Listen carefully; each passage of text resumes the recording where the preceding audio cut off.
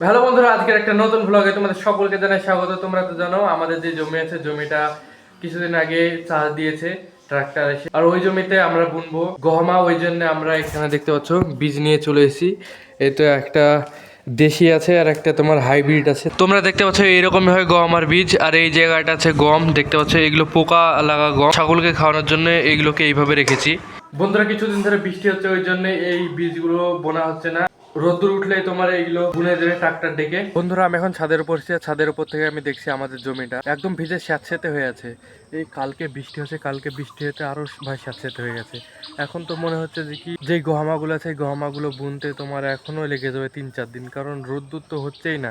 রোদ্দুর হলেও তোমার দুপুরবেলায় যদি একটু হয়, তাহলে তোমার বিকালবেলায় আবার বৃষ্টি। এভাবে এখন চলছে দিন। আর ভাই সব থেকে বড় সমস্যা হচ্ছে যে কি আমাদের এই জমিটা আর কোনো ঘাস নেই, গহমা নেই, দেখতে পাচ্ছ পুরো খালি। আর গরুকে খাওয়ানোর জন্য খুবই কষ্টকর হয়ে উঠছে, এখন কিনে কিনে নিয়ে এসে খাওয়াতে হচ্ছে। বাজারের পাশে যে জমিটা আছে ওইটা তো অল্প ঘাস লাগানো আছে, ওই অল্প ঘাস কাটছি আর গরুকে নিয়ে এসে খাওয়াচ্ছি। আর এখন তো তোমার 3-4 দিনে তোমার 110 টাকার করে নাড়া খেয়ে নিচ্ছে। বন্ধুরা তোমাদেরকে হয়তো আমি দেখিয়েছিলাম এখানে এই কুমড়োর গাছটা আছে। এই গাছটা গত 1 মাস আগে এত এত দূরে এসেছিল, কিন্তু এখন দেখো নিচ থেকে পুরো এত দূর দিয়ে ছড়িয়ে গেছে। আর কিছুদিন বাদ দিয়ে উপর দিকে উঠে যাবে ওই সিঁড়িঘরের উপরে, আবার এই দিকটা দিয়ে পুরো একদম ছড়িয়ে যাবে এই কুমড়োর গাছটা। আর এটা লাল কুমড়োর গাছ।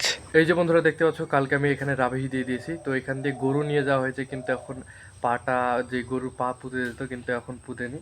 দেখতে পাচ্ছ রাবিশ দেওয়ার কারণে এটা হয়েছে। আর এই সাইডে দেখো মাটি, অনেকটাই মাটি আমি তুলেছি, বৃষ্টিতে ভিজতে ভিজতে খুঁড়ছিলাম, খুঁড়ে খুঁড়ে মাটি এই সাইডে ফেলেছি দেখো।